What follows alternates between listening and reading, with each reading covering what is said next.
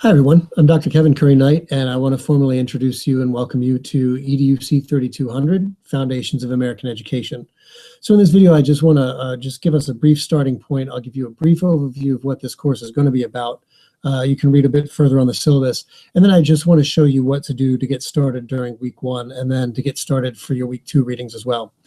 So this course is about the foundations of education, and the foundations of education usually are considered to be philosophy of ed, history of ed, sociology of ed, politics of ed, stuff like that. So all of the social sciences and stuff about education. And so in this class, we're going to work with the history of education, which is going to be the first 5 or 6 weeks. We're going to work with the philosophy of education after that, the next few weeks, and then the politics of education after that. And what we really want you to get a sense of and why we think this class is important is that once you become teachers, you become part of the education system. And it's important, because you're a part of that education system, to really see where what you do fits with the whole of education. And public education has been around, as we'll see, since well before the 20th century. Usually people start it, put the first date of true American public education in the very early 1800s. And we want to figure out how we got from there, which was very locally controlled school systems. Some districts didn't have schools at all because they were too poor or rural or whatnot. How we got from those to what we have today, which is 12 grades of education. You go through at grade level, so you go through first grade, second grade, third. From elementary to middle school to high school. Education is compulsory. In the early 1800s, it was not compulsory. It's state-run, unlike most other things we do today. If you want to get instruction for how to become a better driver, how to become a better golfer, how to become a better swimmer, you go into the private market. If you want to go into education, you usually go into a public school, which is state-run. So all of these things about education, we want to give you a sense for why they are the way they are, and then give us all an opportunity to reflect on, okay, if I'm going into this system, are there certain things, first of all, that I think are not the way they should be? Do I want to try to do things differently than other people have done before me?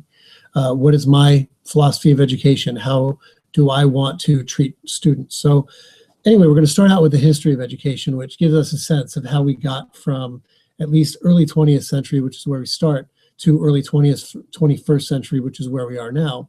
After that, after those first few weeks, we're going to go into the philosophy of education, which is, okay, now that we've looked at the evolution of American education, let's actually think about, are the purposes that American education is being used for and has been used for, are those purposes I subscribe to? Where do I stand on these issues? We're going to ask things about the nature of classroom authority, right? It's traditional that the teacher stands in front of the room. The teacher tells the student what they're supposed to learn. The student learns that. They either memorize it or they come to understand it, and then they recite it back to the teacher. They demonstrate that they know it through assessments, and the teacher checks that off, and then they go to the next thing. So it's very teacher-centered, and I'm going to give you some visions that philosophers and others have given us about how education in some people's minds should be different than the way it is now.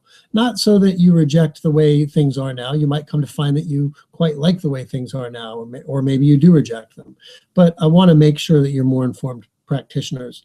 And the last thing we're going to go over is the politics of American education. Once you get into schools, like I said before, you become a part of that school system. You become a part of all that comes with the school system. And as such, you are usually going to be state employees. If you're at a public school, if you're at a private school, of course, you're a private employee.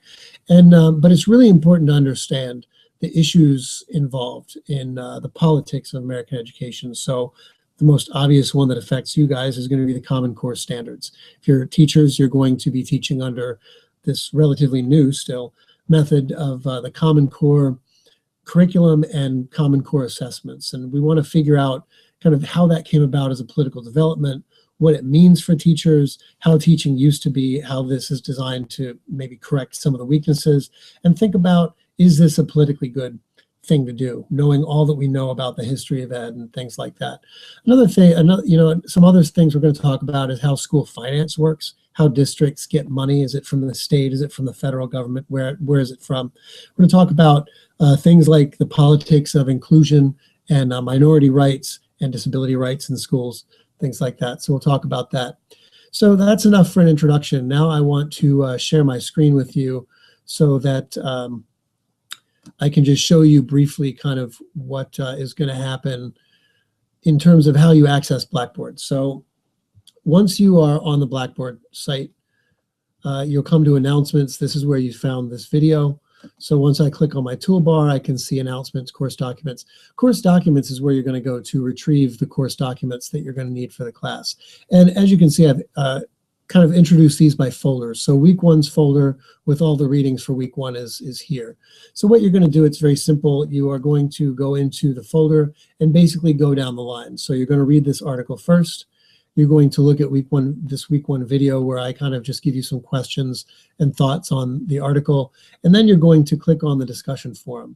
So I don't have any threads at the moment, but each week we'll have a different discussion forum. Remember, you're responsible for three posts per week. So I'll have a few threads down here that we can discuss there. If you have any questions, you can also go down here to syllabus. I've included a copy of the syllabus here. I'll also have one to print out for you so that you can print it out whenever you want.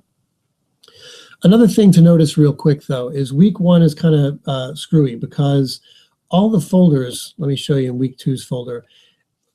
Week two's folder has the reading that's due at the start of week two. So you'll notice on the syllabus, Public Good, Private Good by David Labrie is going to be due for week two. So you're going to access that in week two's folder. And then starting that Monday, you can go to the discussion forum for week two, and then you'll be able to post there. So keep in mind that for this week, you're going to do double duty. You're going to look at the stuff that's in week one's folder, and then towards the end of the week, you're going to start reading the stuff. The same for week three. All of the readings that are due at the start of week three are in week three's folder. So you're going to do the same sort of thing. You're just going to go through the folders. So hopefully that clears everything up. And if you have any further questions, just you can let me know, and then you can let me know by email, and then we can talk later. So just go through the readings for week one, and I'll see you in the forum.